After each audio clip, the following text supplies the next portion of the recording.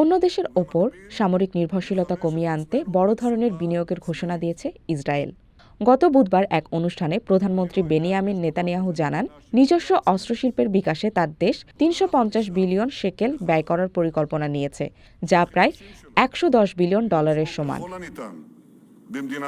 এগুলো কেবল মুখের কথা নয়। কয়েক সপ্তাহ আগে প্রতিরক্ষামন্ত্রী, অর্থমন্ত্রী এবং এখানে উপস্থিত কর্মকর্তাদের সাথে নিয়ে আমি আগামী দশকের জন্য মোট ৩৫০ বিলিয়ন শেকেল অনুমোদন করেছি, যা ইসরায়েল রাষ্ট্রের জন্য একটি স্বাধীন অস্ত্রশিল্প গড়ে তুলতে ব্যয় করা হবে। আমরা মিত্র দেশসহ যে কোনো বহিরাগত পক্ষের ওপর আমাদের নির্ভরশীলতা কমাতে চাই। আমাদের প্রতিরক্ষা শিল্পের শ্রেষ্ঠ মেধাবীরা এমন সব অস্ত্র ব্যবস্থা তৈরির কাজ করছেন যা ভবিষ্যতে যুদ্ধক্ষেত্রে ইসরায়েলের শ্রেষ্ঠত্ব নিশ্চিত করবে।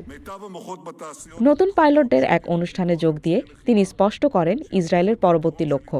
নেতানিয়াহু বলেন, প্রয়োজনীয় রসদ সংগ্রহ সচল রাখার পাশাপাশি ইসরায়েল এখন নিজেকে স্বাধীনভাবে সশস্ত্র করার উপর জোর দেবে। পুরোপুরি স্বনির্ভর হওয়া কঠিন, এমনটা স্বীকার করলেও নেতানিয়াহুর লক্ষ্য এখন দেশীয় উৎপাদন বাড়ানো। তিনি জানান, মিত্র দেশসহ যে কোনো বিদেশি শক্তির ওপর থেকে নির্ভরতা কমিয়ে যতটা সম্ভব ইসরায়েলের ভেতরেই নিজেদের অস্ত্র তৈরি করতে চায় রাষ্ট্রটি।